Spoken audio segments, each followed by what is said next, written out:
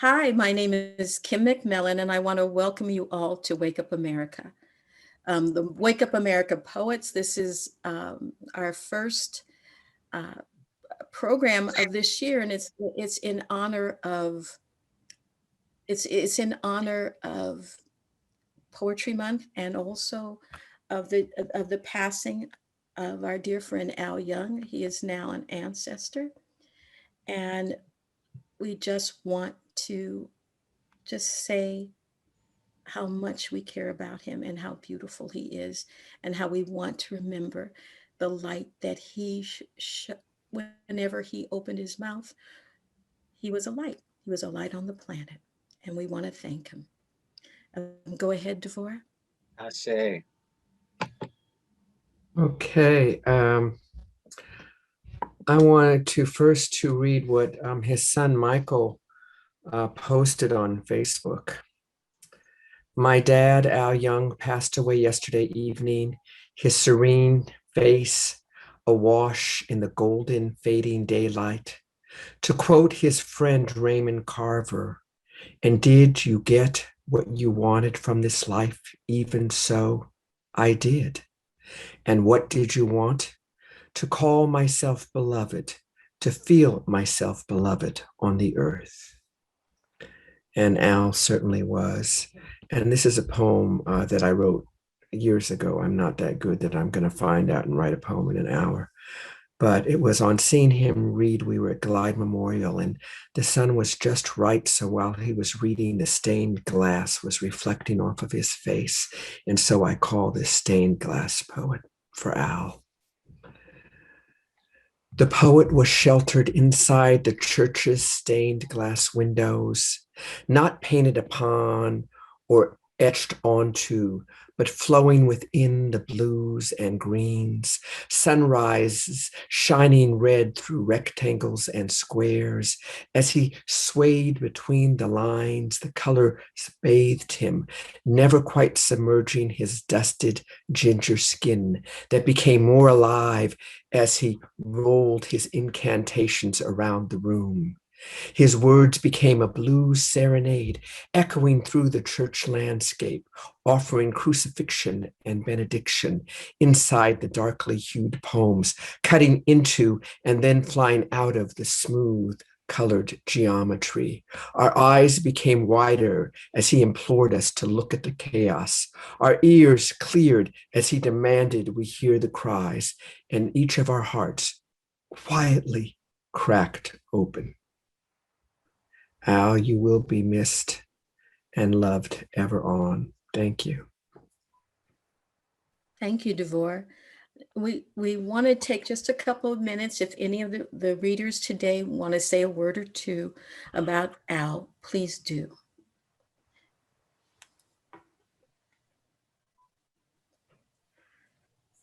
Well, I'll say one or two words. One of them is that I think there are people that come to the planet that have a true mission. And one of Al's missions was with words. He used words like light. He bestowed light on everyone he came in contact with, his voice, which was rich, with his words, which had a purity of spirit. And I'm so grateful that we had the opportunity to say hello to him in this lifetime and also to see him off. Thank you, Al, for being there for us. Thank you, dear Al, for being our friend and for mentoring so many of us. Thank you, Al. If there's no one else who would like to say something, we're going to start the reading. Okay, we're going to start the reading. The first reader is our dear comrade, Jenny Lim. Jenny Lim is the author of 5 poetry collections: Winter Place, Child of War, Paper Gods, and Rebels. I'm not sure. I'll just say Poetry and History of Chinese Immigrants on Angel Island, winner of the American Book Award and the Senior Asian American Anthology of Memoirs, Windows, Glimpses of Our Storied Past. Ginny is a, a poet that, as far as I'm concerned, is transformative. And I'd like you all to warmly welcome Ginny Lim. Thank you.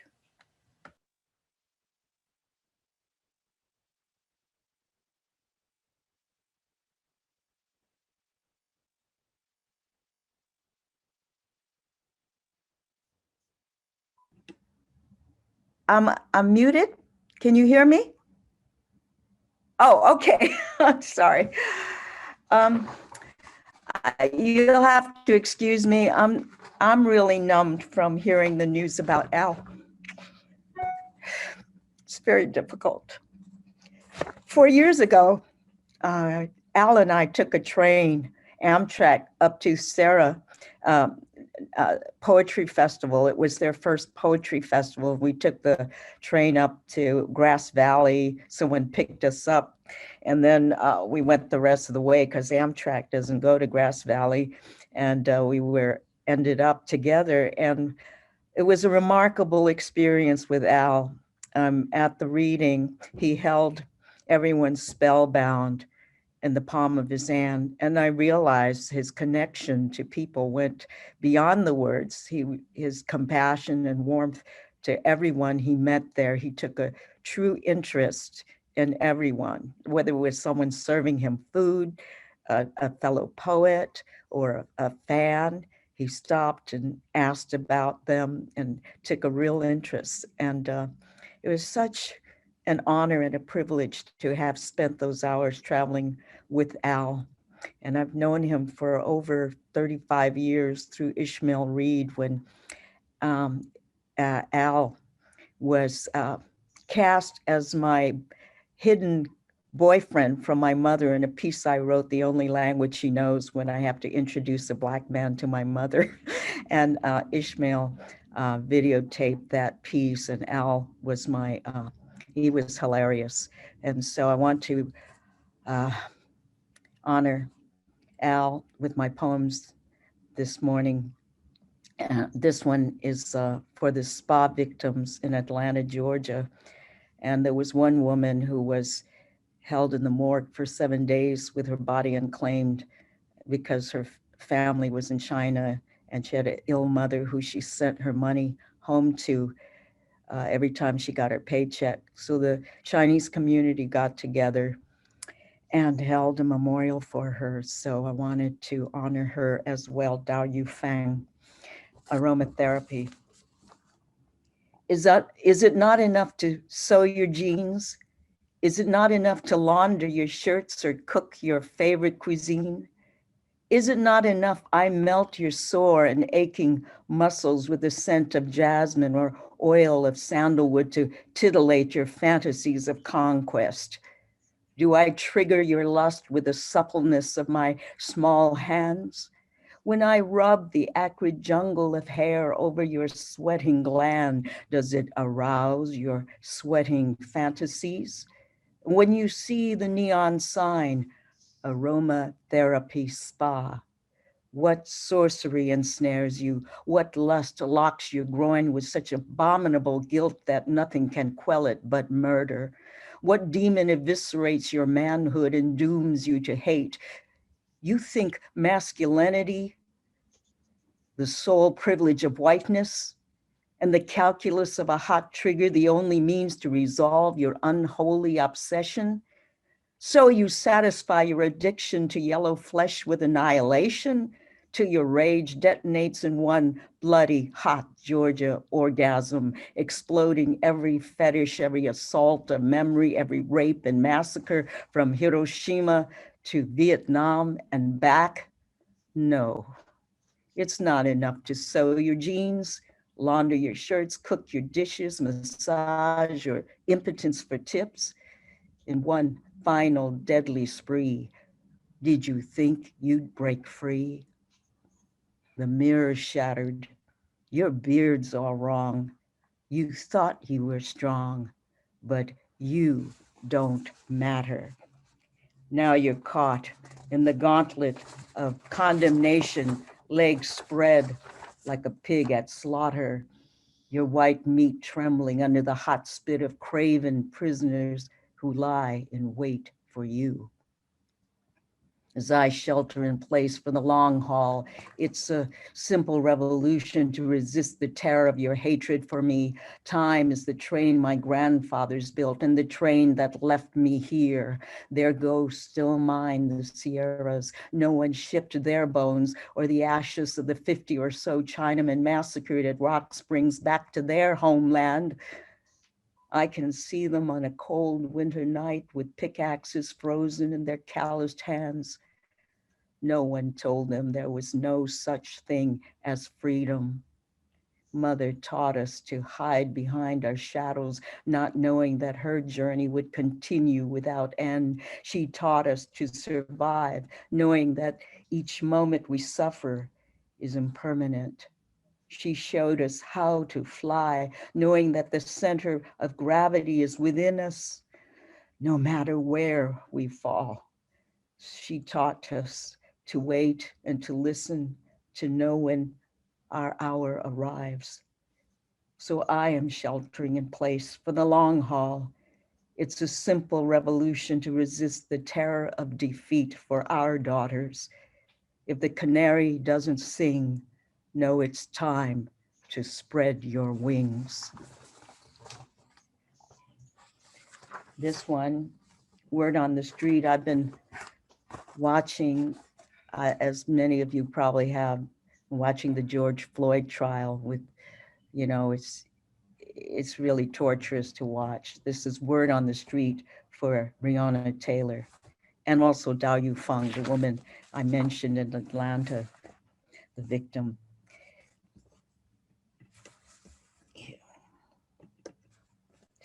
They once said on Bunker Hill in 1775, don't shoot till you see the whites of their eyes. Word on the street today, don't shoot till you see the black of their skin, cops strafing your sweet dreams as you sleep in suffocating proximity to Tamir Rice, Eric Garner, Philando Castile, Sandra Bland, George Floyd, Dante White, Adam Toledo, and all the others who fell like ducks for some cruel sport on a shredded corner of sidewalk or bedroom, blown to ashes for what? To wage a war against Blacks, ragged heads, China viruses, and brown immigrants. This xenophobic flag of white hallucinations tears the paper-thin crust of pie that feeds no one because it's the Ouroboros of capitalism that wraps itself around its own venomous tail. How did we come to be divided by death and not life? Do the dying have a moment of clarity or out-of-body confession? Does time collapse into a shapeless black hole of indeterminate space where the miracle of innocent flesh born of a mother's womb, that first refuge of love and longing preceding other and definition, usher lost souls into a realm of sugary, painless non-existence? When the boogeyman came to pluck your last breath like an apple from the orchard of life with its beckoning branches of love, marriage, family, careers, success, were you astonished by the depth of man's bloodlust as you entered death's door without an invite? Did you cross the river Styx with the oar of forgiveness, a feather in the noose of wind swept by despair? When the riots and rage broke out in the court of the streets and the empty shells, fingerprints and DNA revealed the true nature of the crime, were you not surprised? When the grand jury called it self-defense, code word for impunity, once again, were you caught in the ring of the crossfire, guns drawn on all sides, like a butterfly pinned to shadow, as history remained deadlocked in its lies? Of strip search, checkpointed, background checked, interrogated, handcuffed, raped, beaten, and murdered black and brown bodies with bereft faces ornamenting the night sky like stars. We watched, invisible and silent, crouched in the scapegoat of our grief for our own epitaphs of random yellow murders. But we saw your proud smile and the dreams you referred to the afterlife, which made us scream, shout, mourn, and cry out for ourselves in your name, swearing to carve it into the trunks of trees and on the sidewalk, concrete, graffiti, bridges and buses, billboards, murals, songs and poems, swearing to tattoo hope on our lips and justice on our tongues, till hatred, indifference, and murder were atoned for, and a warrant for history's arrest was issued on 400 years of uninterrupted hate crimes. Will we erect a monument from the bones of our fallen? Will we rise up in dignity with the brick and mortar of resistance? Will we say your name, united under one name, in one voice, under God? Because under the skin, we are all fighting to breathe. Yes, we are all fighting to breathe. We are all Breonna. We are all George Floyd. We are all Dao Yu Feng. Thank you. This short piece, thank you, is for Al. I wrote it for Alice Coltrane, and I think it fits Al. Journey to Satchidananda. To live without suffering means to always live in the present. The highest happiness is here and now. Mahagoshananda. When you make the journey, Al, tell no one. The best laid plans are firewood for the flames of impermanence. When you hear the music, Al, feel the brush of the water's fingers over mountains, hills, and valleys. But know that all sounds are the blues, and that all desires are empty. Meditate on the sounds, meditate on the blues, meditate on the path that leads you to the summit like a child leaping into the arms of the mother, the great mother, the source of all love and of all possibilities. Thank you, Al, for all you gave us.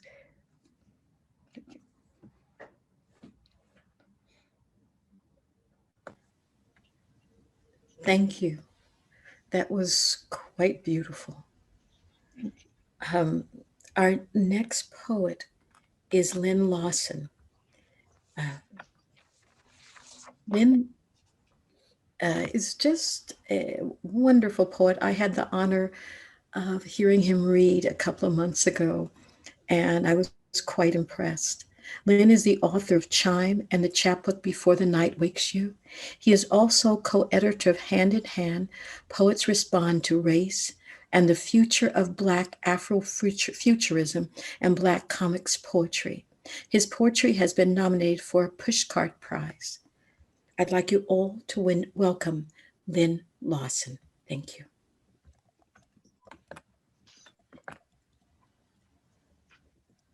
Lynn?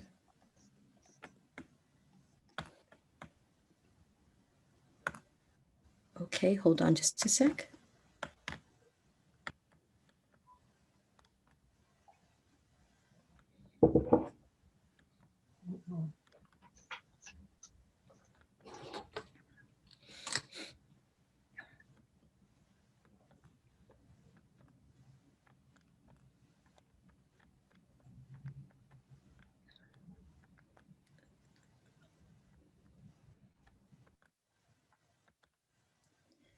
Lynn, can you unmute yourself? Okay, there we are. Okay, great. All right, thank you everyone for allowing me to join you and sharing your loss.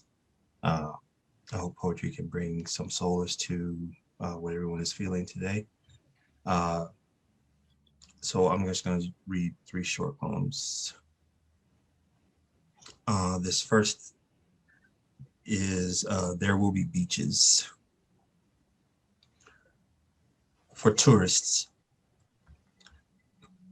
we live on a graveyard arrowhead where the gullah battle haints and hags, and spirits of indigenous tribes hover to claim what is theirs. Yes, there will be time for beaches, and on one in Charleston, my people were buried and buried themselves, excuse me, and walked on the ocean until it became their bodies.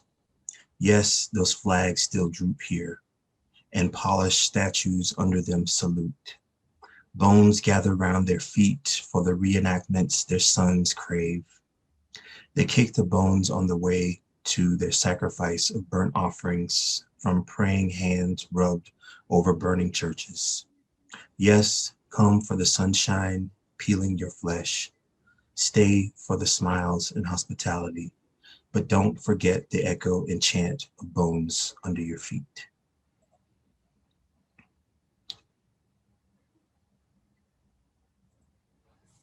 The second is called Love Me Like Your Guns.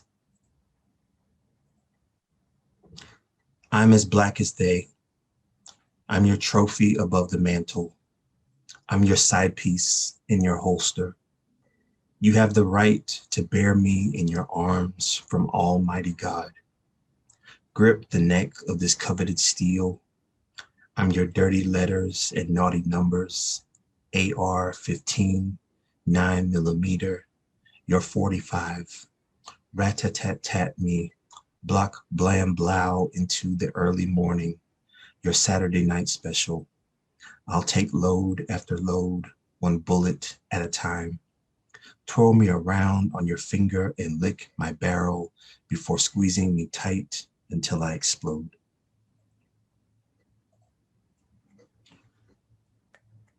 And this will be my last poem.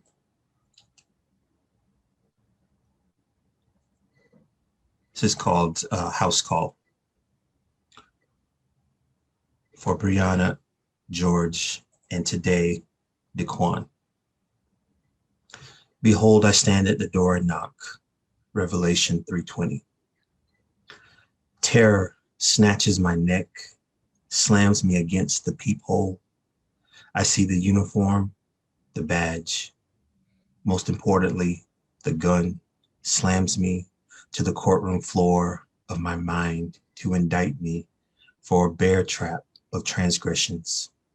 Did I pay my rent, my taxes, my child support? Did I whistle at a white woman today? What did I do? What must I do to be saved? I open the door.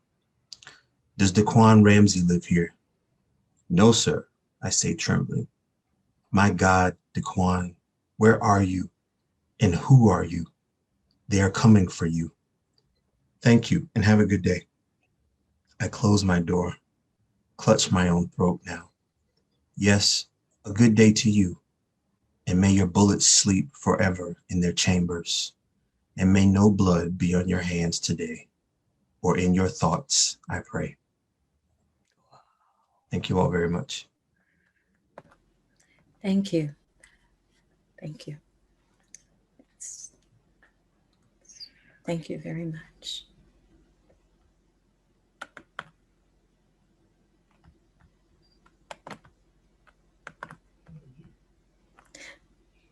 Ziggy, can you unmute yourself? There we go. Can you hear me? Very, very well, Ziggy. Lynn, I just wanted to also say, it took me a moment. It's still hard to see what your poem talked about. And so it's so painful, but it's a reminder that we as a country are living through this and we need to do something about it. So thank you so much. Now, Ziggy, I've known Ziggy, who makes up funny names for me. I've been called everything from Kimuku or whatever.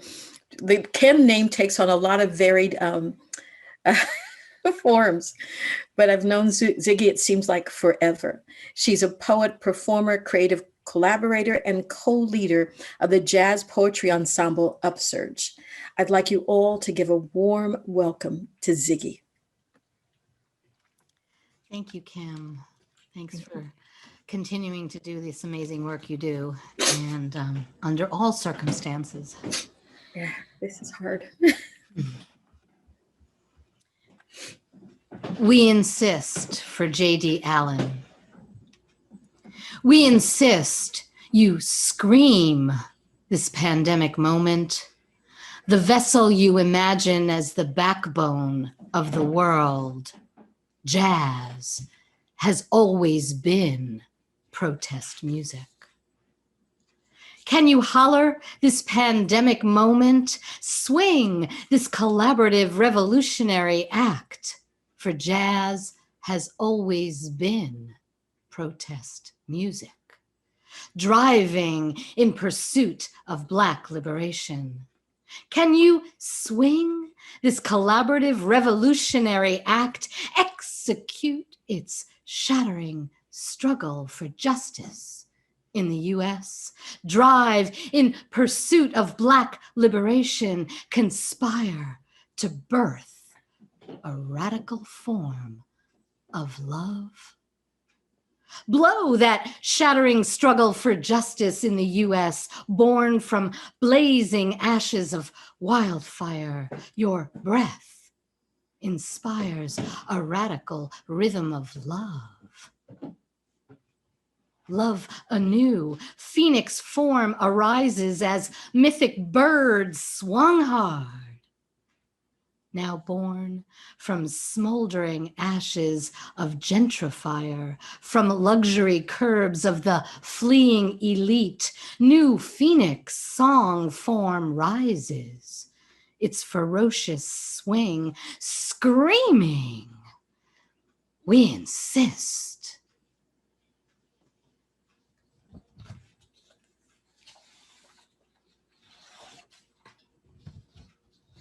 And I'll do two more. Rising Tide for the International Longshore and Warehouse Union, Local 10. On the horizon port, horses exhale to rest. Clouds roll in to splatter sunlight.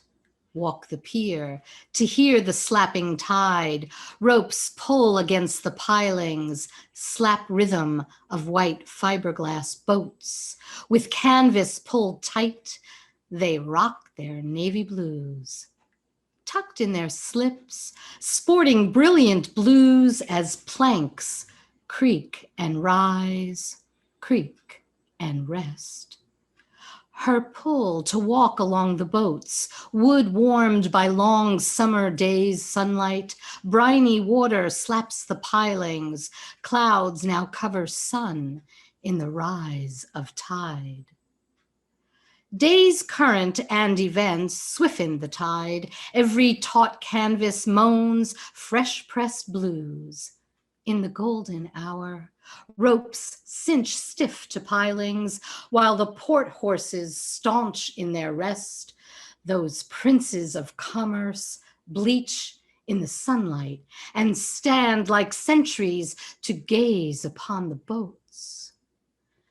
Container ships stacked, barges slowed, pause the ferry boats. The movement quickens. The streets stream with the distant rising tide, restless for true ballast, old wounds bared in the remaining sunlight. Her Juneteenth recent memory, rallying cries royal from the port of Oaktown blues. No justice, no peace. For we who believe in freedom cannot rest. Upsurge in pandemic times, place us 6 feet apart, resolute as pier pilings. White fiberglass, protected by buffed chrome railings, hold tight to pilings, weathered by the bob and weave, the knocks and insults of boats. While gathered in their union hall, dock workers conspire to pause and rest, called upon by movements, brothers and sisters withhold labor to amplify the tide. Shipping lanes stall. Billionaires never could swing their blues. To dream, march, and write our vision into dawn. Crimson ball breaks into sunlight. She squints at the horizon. To organize new forms from rays of sunlight, the knocking rhythm of salt water slaps the pilings. The old informs the new. Hip-hoppers quote the blues. Slap rhythm, slide guitar, the hiccup of boats, sampled to the rocking on the rolling tide. Work songs, freedom chants, the people's bullhorns will not rest. The marching blues that cannot rest, nor resist the sunlight slap, rap, or rat-a-tat-tat rise of tide, pushed against pilings, clouds fall from our eyes. For it is we who lift all boats.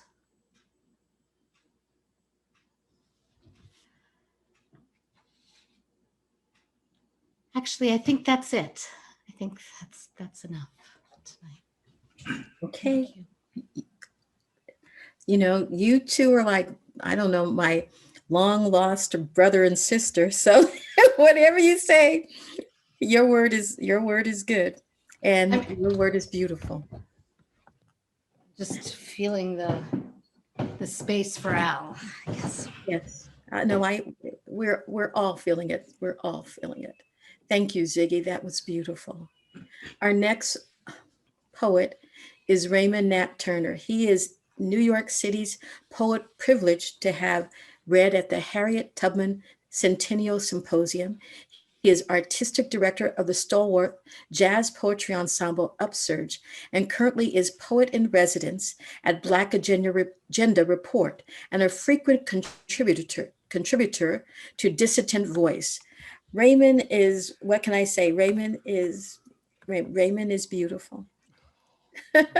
Thank you so much for convening us again and throughout the years. And it seems as though each time we convene, we have one less of our brothers and sisters. I'm talking QR, I'm talking Regina Lockett, I'm talking Adam David Miller, and now Al Young. But those of us who are here, you know, we owe it to them to try and lift the torch, keep the torch up high. So anyway, this piece is called Test-A-Line.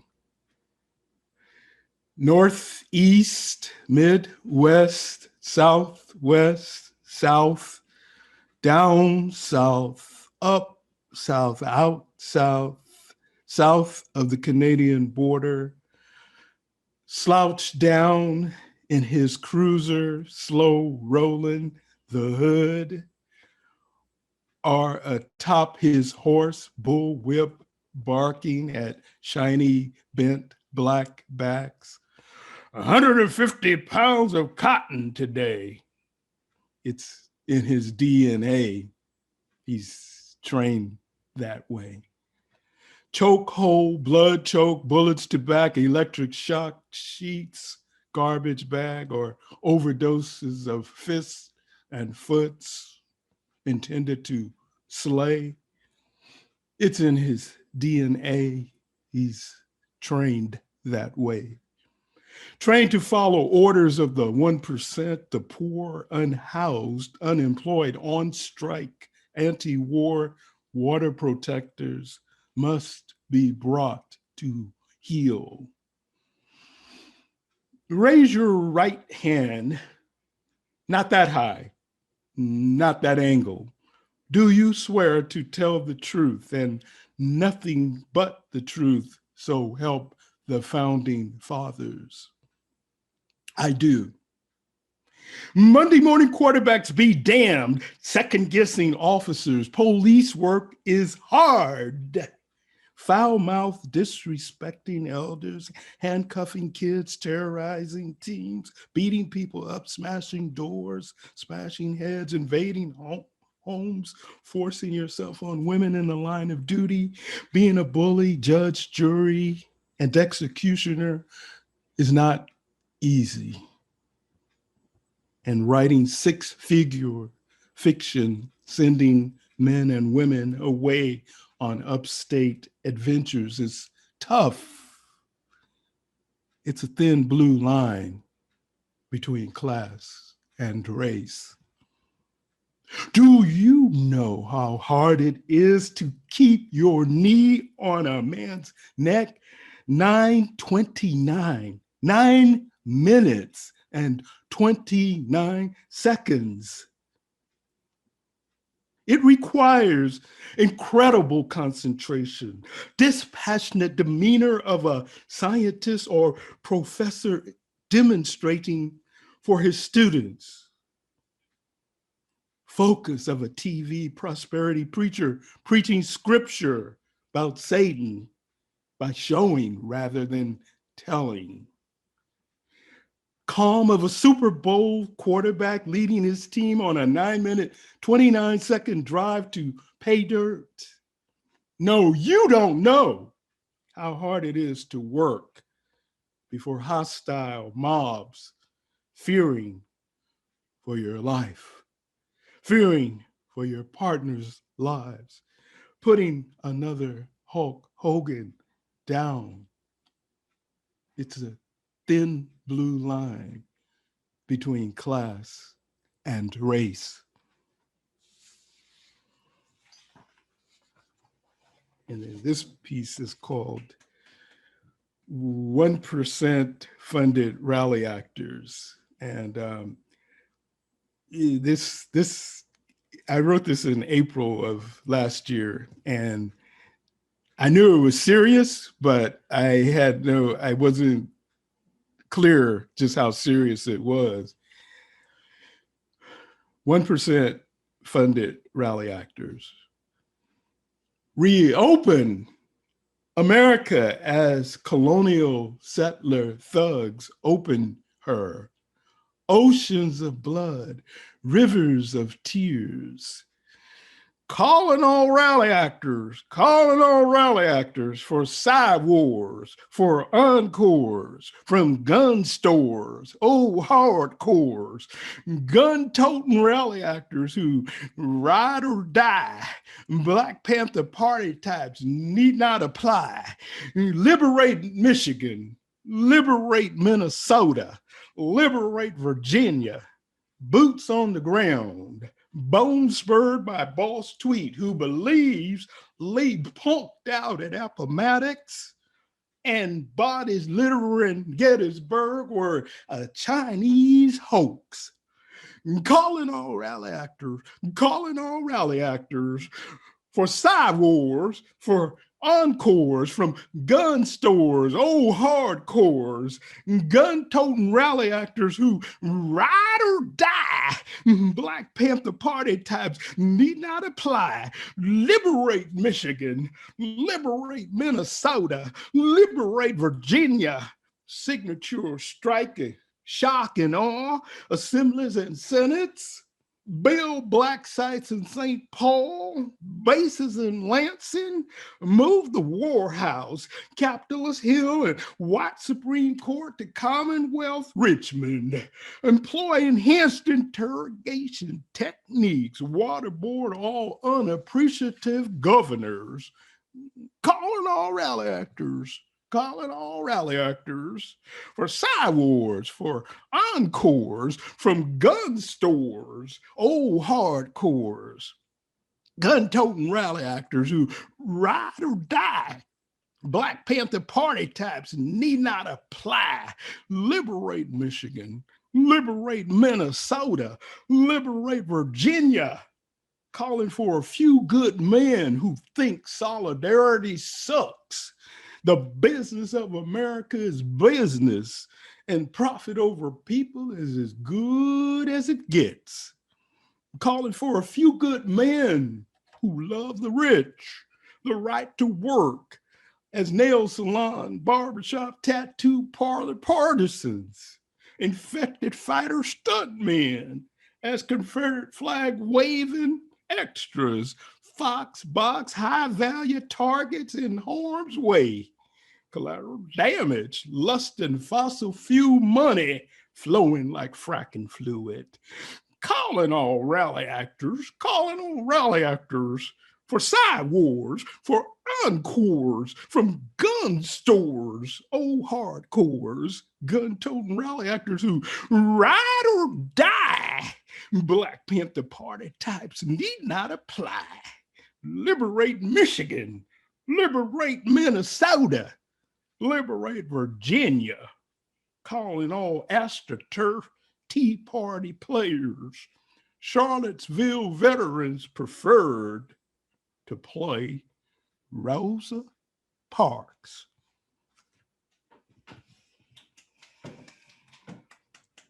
Thank you. I think we'll leave it there. Thank you. Before our next poet is John Curl, but before, I want to tell you all, you just listening to you all have opened my heart. The words that you're speaking is truly about the mission I feel that we're doing to bring about cultural change and to use our words to help people understand the dangers of racism, sexism, any kind of feelings that one group, one people, one race is better. I believe that saying, we are one race, the human race. And hearing all you, it just brings it so much into present. Thank you. So our next, thank you, Raymond. Thank you, Ziggy, Lynn, Jenny, Devore, all of you. You're all just beautiful. So our next poet is John Curl. John Curl is a memoirist. I'm never good with that word, a translator, author, activist, and historian. He is author of 7 books of poetry, including Scorched Birth, which former San Francisco poet laureate Jack Hirschman called a book of wonders. I'd like you all to give a warm welcome for John Curl. Thank you. Thanks, Kim. I'd like to dedicate this reading to Al, who is truly one of the most beautiful, extraordinary, and one of the nicest people I have ever known. The others.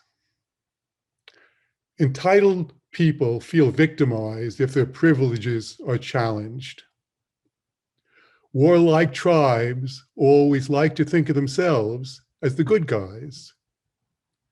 People who want to be insiders always require outsiders, others.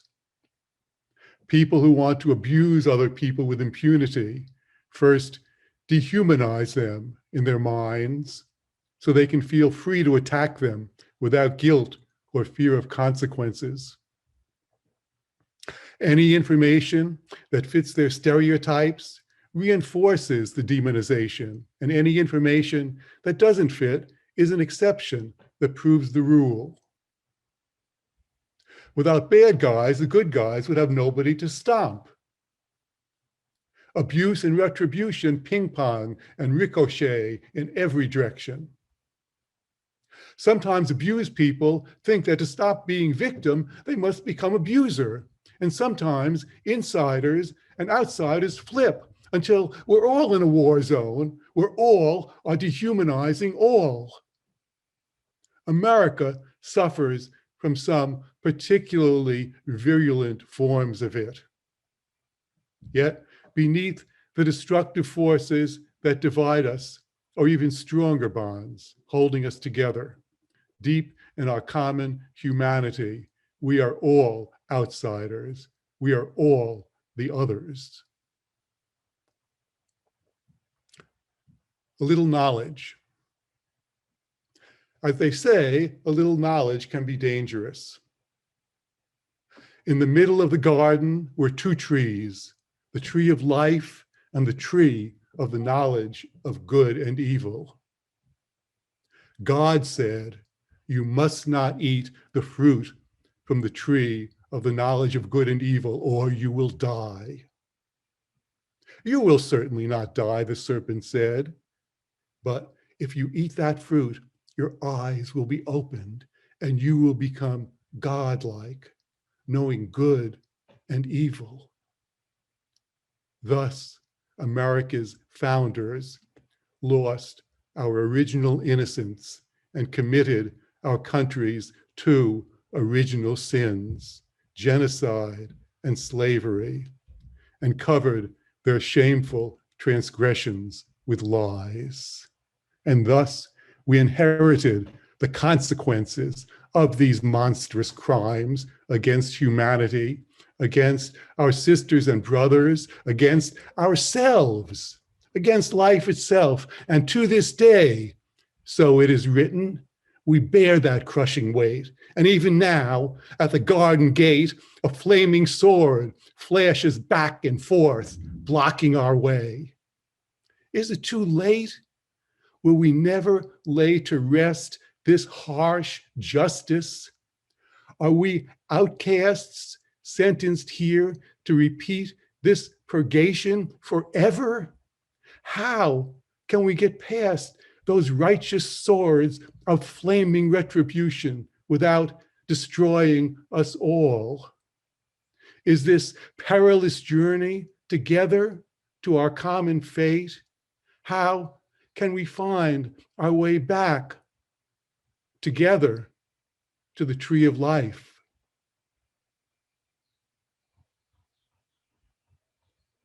Sometimes the pain.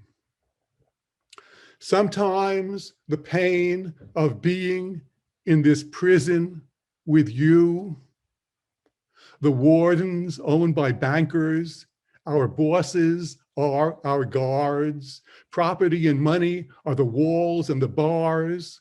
Yet even now, they're brawling among themselves over which should own our days and nights and which should rule the mountains and stars. We must keep strong and wait and watch the towers. Soon we will gather in the prison yard.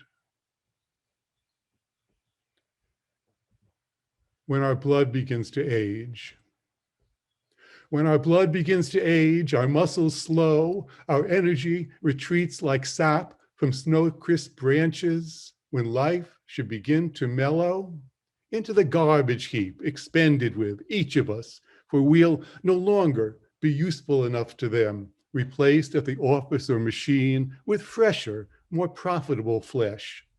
Then go sit in the park, nothing in your pocket, or stay home and watch TV if you haven't hocked it. The old know the truth. When we're young, they drain our lives into money. When we're old, they help us to get dead.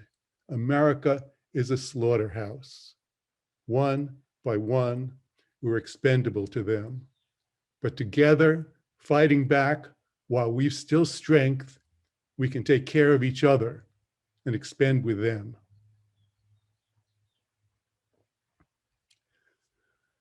Poor Asians and Blacks.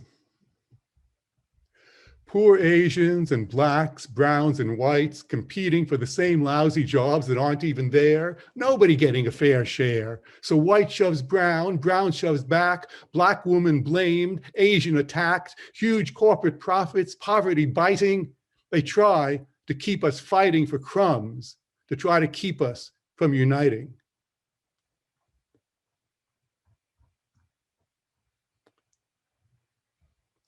The Knight of Pentacles. The key is learning the craft, the discipline, the creative power in objects and words. Reading the golden talisman in your hand as you briefly, along the dusty trail, rest, overlooking the gardens of toil. The rider on the crest of the hill contemplates the long road, watching both sun and rain in the distance, searching the horizon. Open the grimoire to the dog-eared page, understanding the power of the symbols and the fragility of it all is to change your mind, transform the world. The art of the soil brings knowledge and maturity. Till the earth, mulch, and water deeply the length and breadth of your small plot. Stand your ground when you need to. Seeds will sprout and grow with the sweat of your brow. And I'm going to finish my reading today with a poem called Splinters of Mirror. Splinters of mirror shattered on the floor, barbed wire screwed into your brain. The muffler bounces across the highway. The urinal is full. Pit bulls only follow orders. Why can't you help me ease the pain? We must become indigenous again. Now, the president paces in a teak paneled room. The lawyer keeps his eye on the deck. A tenant writes a check he prays is good. A homeless prophet prays for Robin Hood. Down by the bus stop, a woman decides to seize her own fate. Beneath the concrete, a seed quietly waits. Why don't we just ruminate together? Your graduation picture still exists somewhere. Between the lake and summer's end, you had a friend with frizzy hair, the scent of new mown hay. I'll show you what is in my hand if you come with me to Camagüey. Listen closely. You can hear the creek that once flowed not far away. We must become indigenous again. Thank you. Thank you, John. You know, I want to say you all have had so many brilliant lines that I love it that you're writing some of them down. Like I saw Jenny wrote "America is a slaughterhouse" from your reading, and it's the rhythms, the incredible creativity of everyone is just wonderful. Thank you for your words. Thank you, John. Our next poet is Kim Shuck. Now, I will tell you, I can't tell you how much I love these people. And this is the best group of people you could ever have in your life. Kim was the 7th Poet Laureate of San Francisco. Kim is a solo author of 7 books. There seems to be a theme. Those are Kim's words. I'd like you all to give Kim a warm welcome. Thank you so much. I rather ridiculously thought I was going to be okay today for this reading, and it turns out I'm not doing as well as I thought. So I'm going to share a little Al Young story before I read my poem. My first real contact with Alan, we had read together because Kim McMillan used to book me all the time for things. And so I had read with Al Young, but we hadn't really spoken. And in 2005/6, a bunch of us who were here put together a book called Words Upon the Waters, which was a benefit for the people who were displaced and affected by the levee breaks in New Orleans. And there were some mildly difficult personalities involved in that, none of whom were here. And then there was Al, and I typed most of the poems, and I had just gotten a bunch of really arrogant letters in a row, like 3 in a row, and was feeling a little grumpy about poetry and rethinking some of my life choices. And I got a note from Al, who I knew who he was, but the note read, "I've sent you 5 poems. If none of these work, please let me know, because I really want to be part of this project." Like we'd leave him out.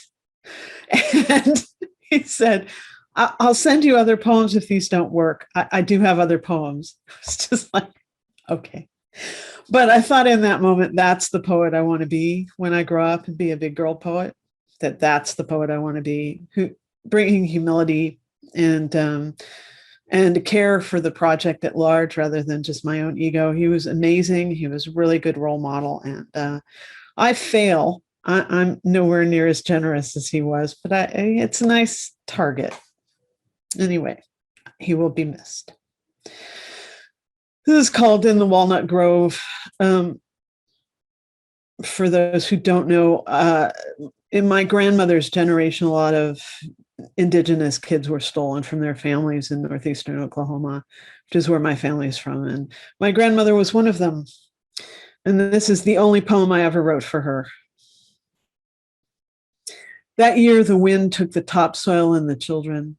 The maps all changed and not everyone found magical shoes or good company. I wonder if she paused every time she introduced herself, if it was a question between her teeth, as well as the taproots that go somewhere unknown. And we understand that every family has stories that are painted over. There are always things hidden in the walls, but when all you know is that blank wall and the hints and suggestions of what might be in there, and you know that all the expected family portraits are in ink, only visible under a certain moon. And then I'm going to finish with this one. It's called Thieves. We who steal ourselves back from songs and laws and habits that claim us and everything about us. The long men, the wide-hipped and generous bays, protective as any mother. We who can still hear Lovejoy's press, can hear it from under the water, the supervisory singing wolves, we who sing to other songs. We steal ourselves back.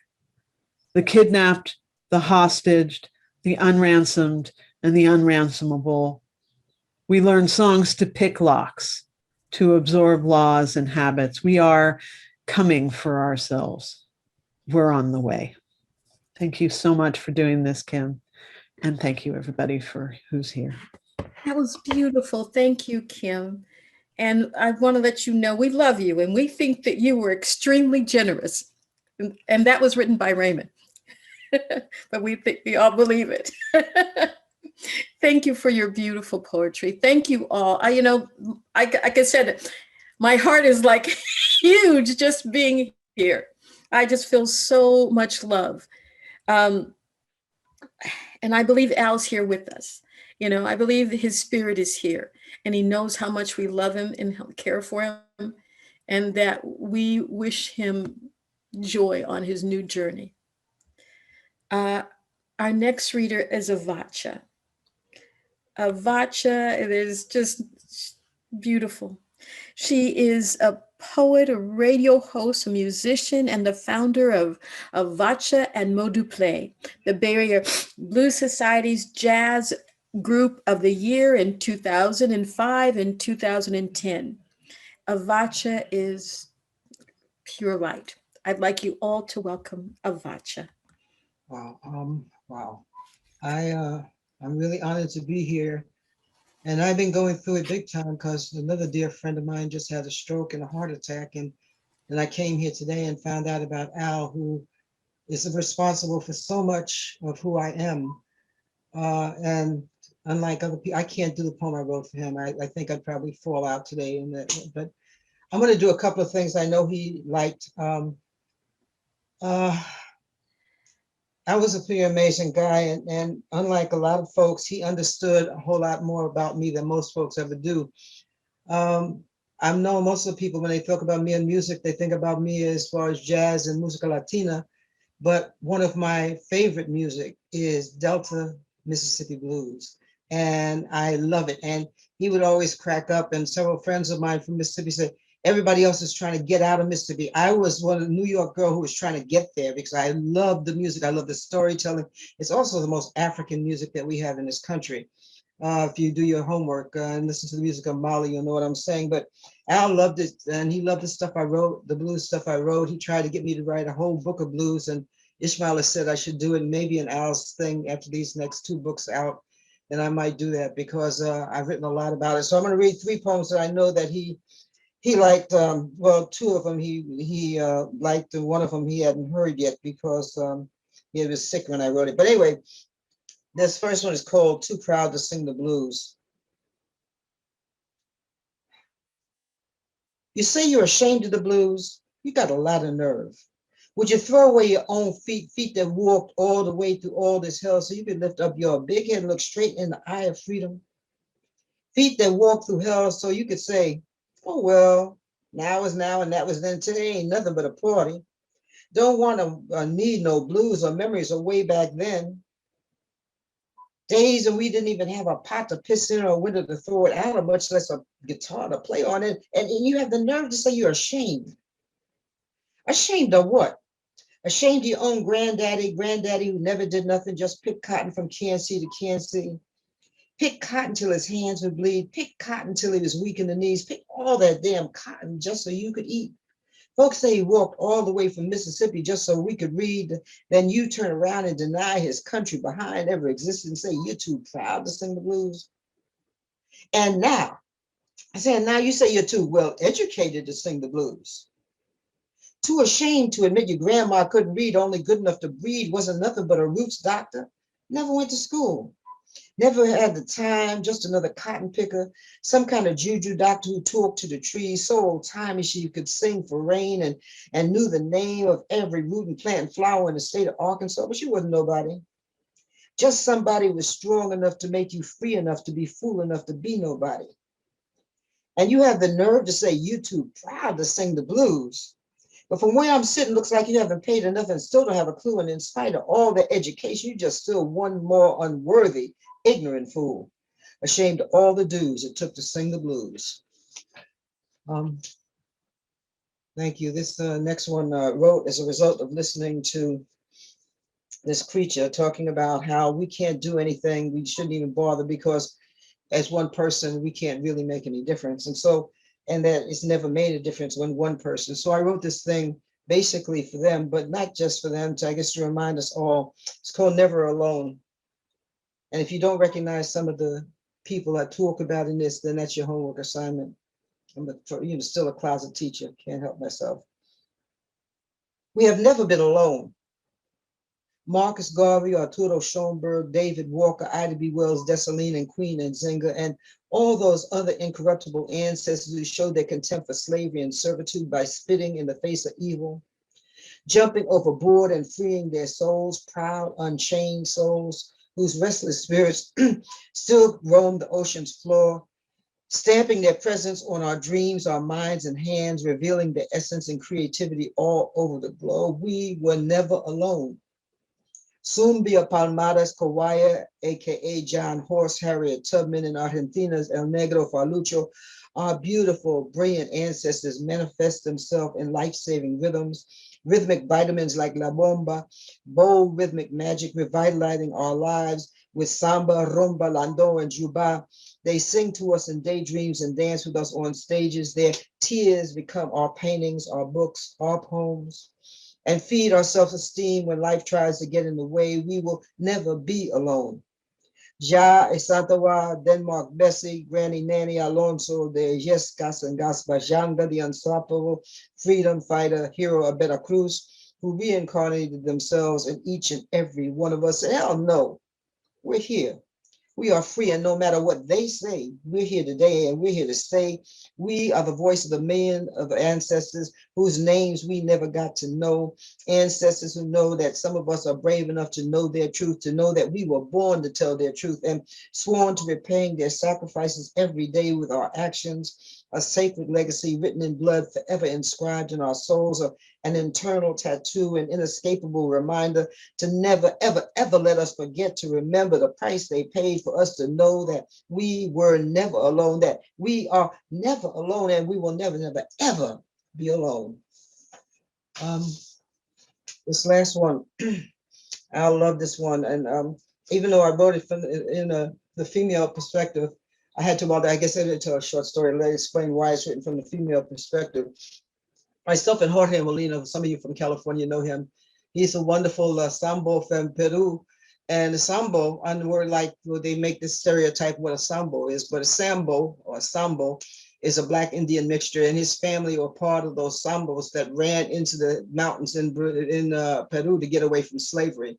So we did a thing about the end of slavery in Peru, and we had this big standing ovation. I come out the place, and these two idiots were standing outside, and I'm ashamed to admit they were both of color.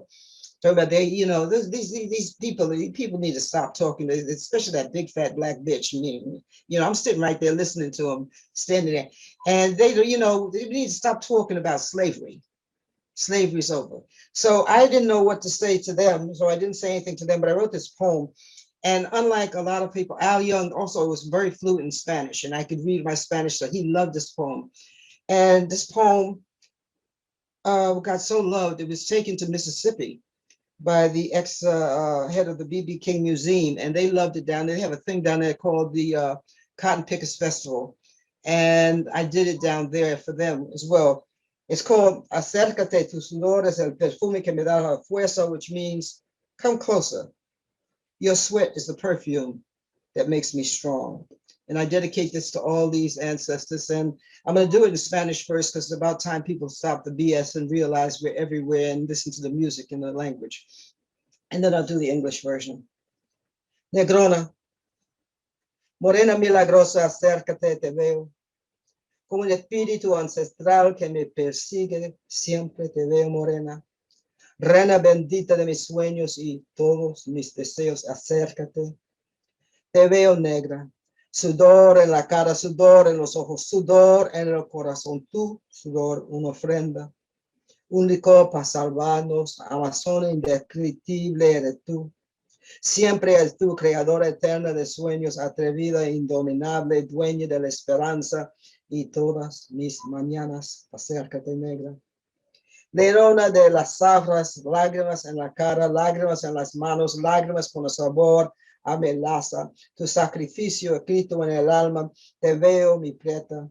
Tú eres la más preciosa, nuestra riqueza. No hay nadie, nadie, nadie como tú, realeza, realeza trabajando como una esclava, negrona preciosa. Vivo nadando en tus lágrimas y todo el sudor de tu sacrificio. Yo soy la fruta de tu trabajo y orgullo, negra. Y todavía te veo, cada día de mi vida en nuestra belleza, que me mira por tu sudor. Cada día es otro día para mantener la fuerza que eres tú en la sangre. Y con todo un respeto más viejo que del tiempo, te pido, negrona preciosa, negrona sudorosa, Comay, acércate. Now, poetry is really interesting. Everybody hears something different because we come from different places. This is written for the ancestors. This is not a love poem, although one guy in Mississippi thought it was, so he had me do it for his marriage, for his wife. They were both cotton pickers. So come closer. Your sweat is a perfume that makes me strong. And thank you, Al, for loving my Spanish stuff and letting me know, that it was valuable too. Big black woman, miraculous dark woman, come closer. I see you. Like an ancestral spirit that's always with me, dark brown woman, I always see you, blessed matriarch of my dreams and all my desires, come closer. Black woman, I see you, sweat on your face, sweat in your eyes, sweat in your heart, your sweat. A sacred offering to save us. Your superhuman strength is indescribable. You're eternal. You are eternal. You're eternal, creator of dreams, sassy and unbreakable. It's always you. Queen mother of hope in all my tomorrows, come closer to me, black woman, lioness of the sugarcane harvest. Tears on your face, tears on your hands, tears that taste like the juice of sugarcane. Your sacrifice is written on my soul.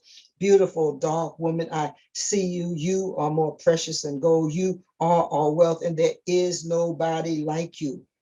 You. Royalty, our royalty, working like a slave, big, beautiful, precious black woman. I live swimming in your tears and proudly drink the sweat of your sacrifice, black woman. I am the fruit of all your work and pride, and I still see you every day of my life. I see our beauty looking at me through your sweat every day. Every day, every day, another day to cultivate your legacy in my blood, and with a respect that's older than time, I beg you. Beautiful black woman, sweaty lady, sister lady, come closer. Thank you for listening to my words, and keep supporting each other. And I'm from a whole nother school, from a nice Caribbean background. We don't believe in that kind of death that people talk. We believe, Poppy would always say there's birth and rebirth. So Al is always with me, and it always will be. Thank you so much for the gifts you gave me and keep giving me. Thank you for listening. Thank you. And I want to say I agree with you, Avacha. It's beautiful words. Well, Our last poet is Devore Major. And Devore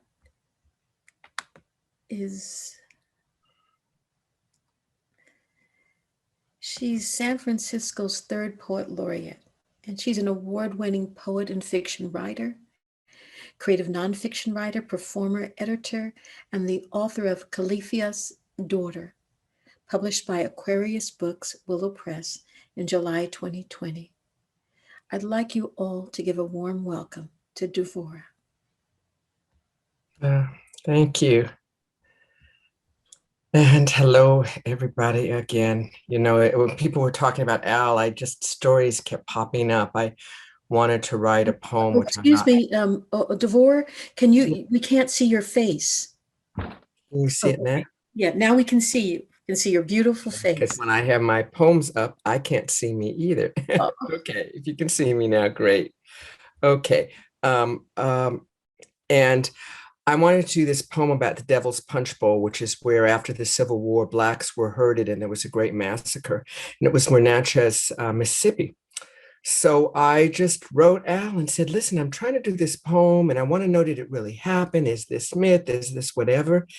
And he got back to me and I think he wrote like 2 lines and it was, there were stories, you know, and it was just like, I always knew if there was something I could just write out and I would be, and I mean, back to me like in an hour, you know, just right away. No, oh, you want to hear? Yes, let me help you. Just an incredible soul. Anyway, this week I looked at a Zoom for an anti-hate Asian day. My friend Brenda Wong Aoki was in it. And she introduced me to a word which she was very clear was not her word, but I forget who she said created it. And it's soldiers for artist, SOULJORS, with the idea that we artists, we poets, but all artists, we are soldiers.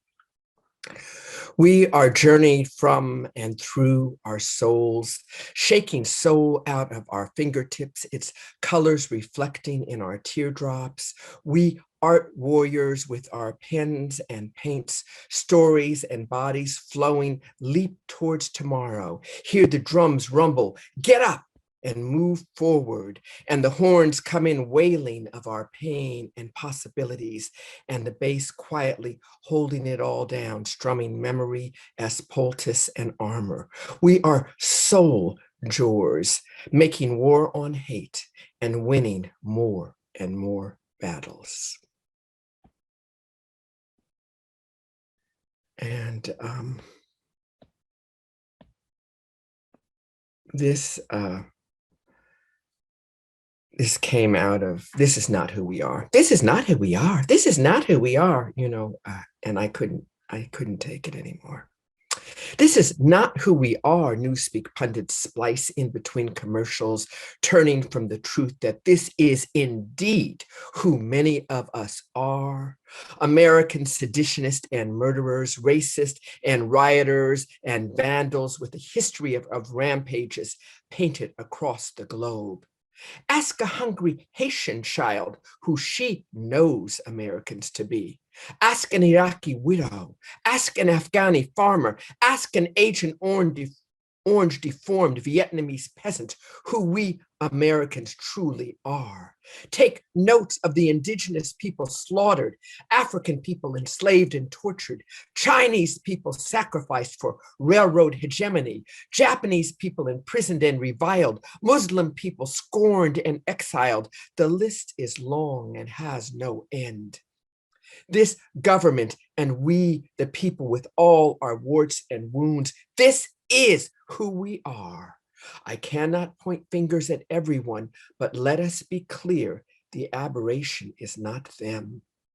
So do we excise this cancer or keep denying that it is part of our body while it grows more virulent, metastasizing on all of our vital organs? And this next one, I'm so glad I've come closer. I'm living in Oakland now. I had been out in the boondocks in Antioch. I just found out that I have a family member in the hospital, so I've been checking my text because it's serious. And I just found out that my 16-year-old granddaughter's high school friend just was killed in Antioch yesterday. It just doesn't stop. Anyway, where I would always go, because I've lived most of my life in San Francisco, whenever I felt kind of like I feel today, sad or lost or disturbed, I would always go to the beach. And my beach has changed quite a bit. San Francisco beach blues. I hear it sough and sigh as it washes refuse onto the shore more frequently than the shells I used to capture, more frequently than the smooth stones I used to pick up and finger before warming them in my palms and almost always dropping each stone back to the shore's damp edge. I want its ancient ocean scent to sidle into my nostrils, moist kelp vines beginning to dry, to rot, gull-emptied tiny crab carcasses. I thirst for the salt that envelops the air, fills my mouth, lingers at the edges of my lashes. I yearn for the beach spoon-rich and noisy before its sand was turned matte black and steel gray, hiding its soft tan skin beneath smelted oil, its foam skirts full of trash, dying fish, and marooned whales. We need to return it again to its wealth, to steer our sturdy ships to the garbage patch hovering between Hawaii and California, awash from crest to trough with plastic scum, and fill those vessels' holds with our putrid waste. Return the waste to its source, to help the ocean again croon her song of the living, a hymn for her children growing in deep sea forest, nourished on the edges of underwater mountains, bred in the steam of her submerged volcanoes. And I'm going to end with this piece, Who Shall Inherit the Earth? In a mark I once heard, the correct translation was not the meek, broken, crushed, humiliated, low, who would inherit the earth, but the gentle.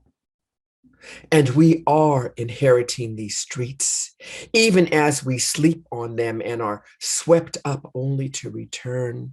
Sharp the edges of so many of our lives, fierce with hunger and pain, so much disillusionment, and so very few triumphs.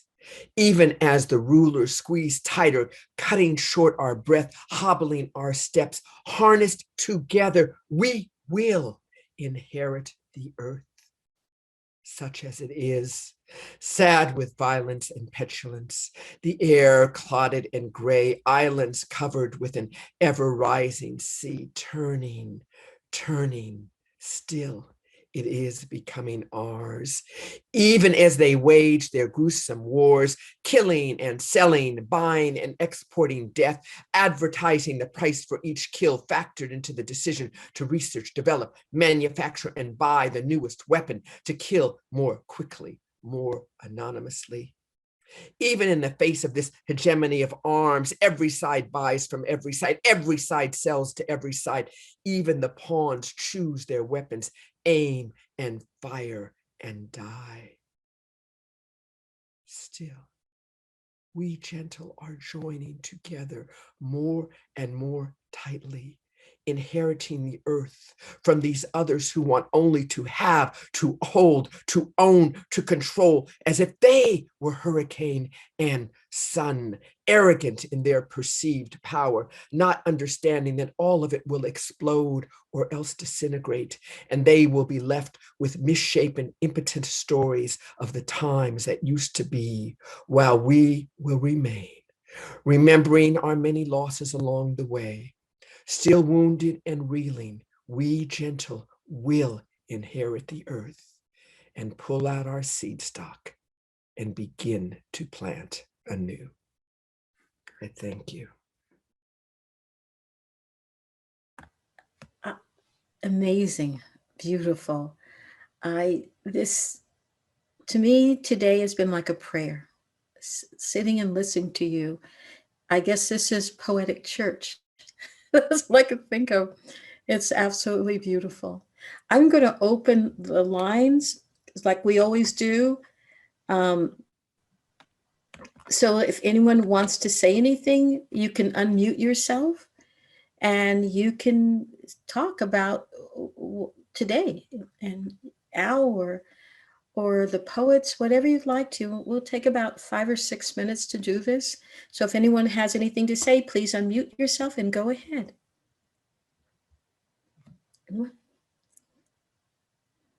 What a shy bunch. I've never seen you this shy. I was trying to talk. Go on. Hello.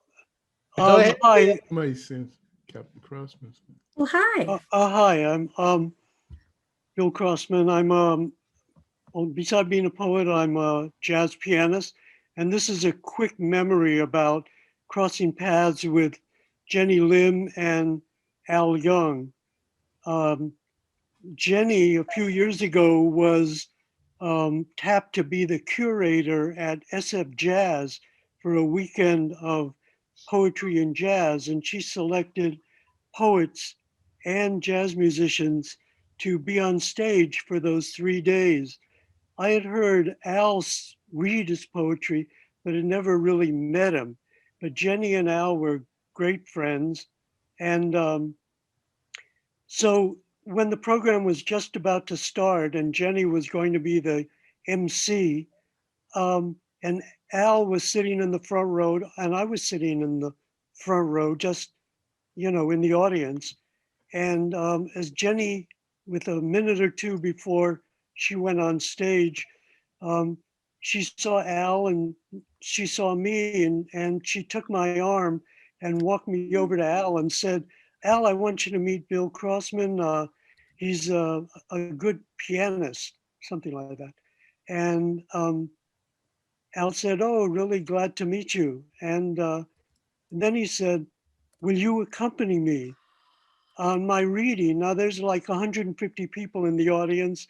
We had never met. I asked him very quickly because he was the first act.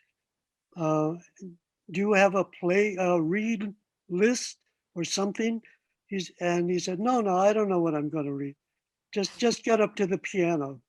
And so I got up to the piano and I just took a cue from, he was looking through all his papers, big sheaf of poems, and I heard him say blues. So, I started giving him some blues and he read that poem. And then he said monk, and I gave him some monk, and he said flamenco, and I gave him some flamenco. Anyhow, it just went just perfectly, and at the end, people, applauded and said, well, you guys must have been working together for years.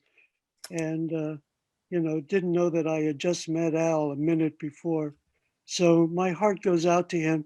And also thank you all poets for your incredibly powerful and beautiful poetry today. Thank you. Oh, thank you. Anyone else want to say anything? Well, I have something to say. I have a couple of things to say.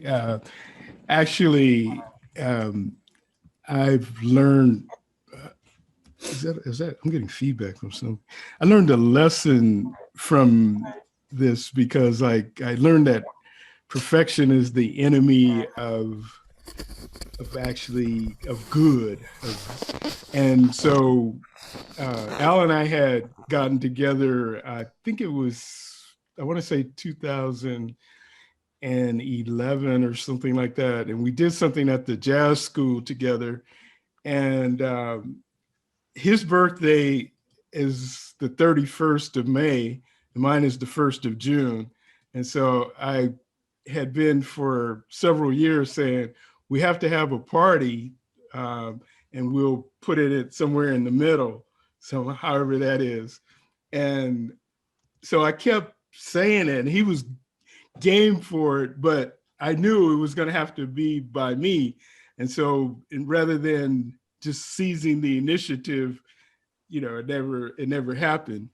But I am proud to say that in our, we hosted Bay Area Jazz Poetry Festival at Berkeley's Hillside Club in the Gourmet Ghetto in North Berkeley. And in the first year, 2007, we presented our dear departed Poetic brother, Adam David Miller, with an award, Lifetime Achievement Award, in celebrating him. And then the following year, we presented Al Young with the same award. Al wasn't able to be there to receive it. However, he, Adam, Ziggy, and myself met at Saul's Deli in Berkeley, and where we presented it to him. And it looks something like this. Oh, So anyway, so I was in both Adam's case and in Al's case, I'm really very proud of seizing the initiative. I wish, however, I had been more aggressive in the partying aspect, so live and learn. anyone else have a story or anything that you want to say? Okay. Oh, let me say one other Al story. So I was at this incredible reading in Miami-Dade for Miami-Dade College, and the gentleman that organized it, Joseph McNair, had invited Reggie Lockett, now gone, and Al, now gone, and myself and Opal and Eugene Redmond. So we just had a great time.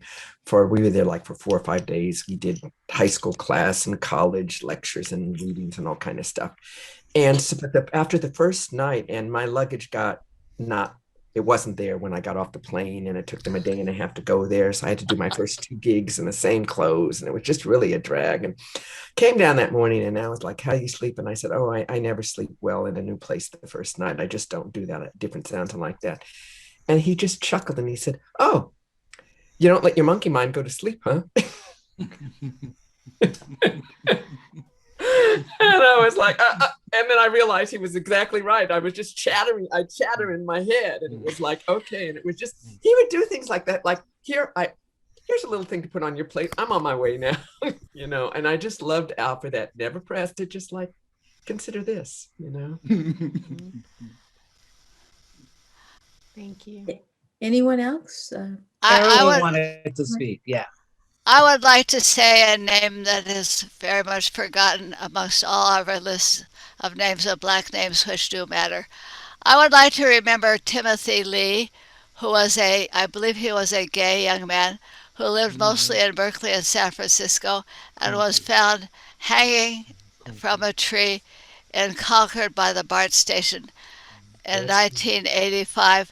The police like to pretend that somebody who had never did not even know there was a tree in the Concord BART station, came to Concord to commit suicide. Ludicrous, not believable, but his family knows that he was killed by people who ambushed him, probably in a bar or something, and took him to be lynched. So let us remember Timothy Lee. The American press, the NAACP covered his case for as long as they could. But anyway, Timothy Lee Presente.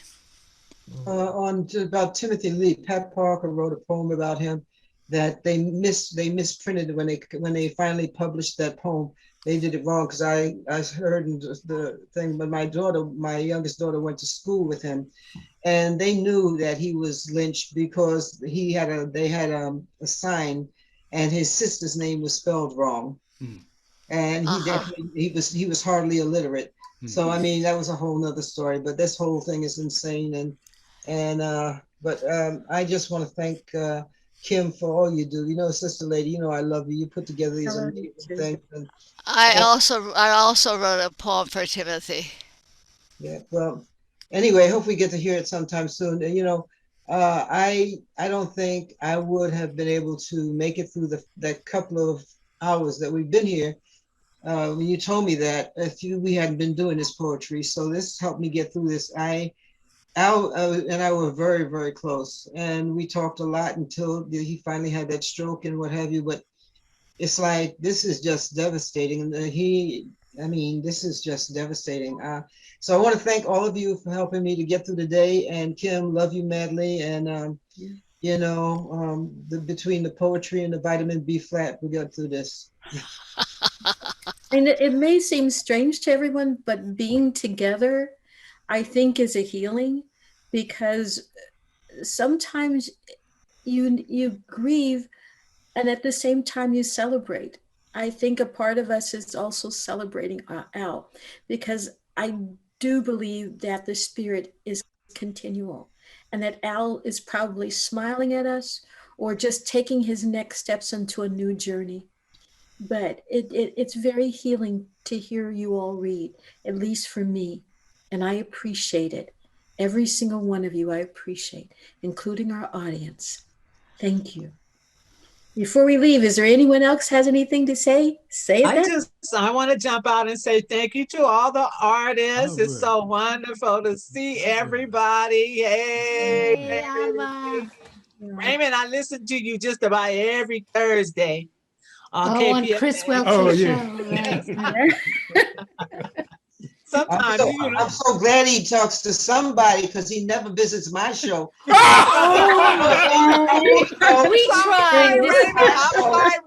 I'm going to talk about your bad. Shut up. We tried this week. We tried.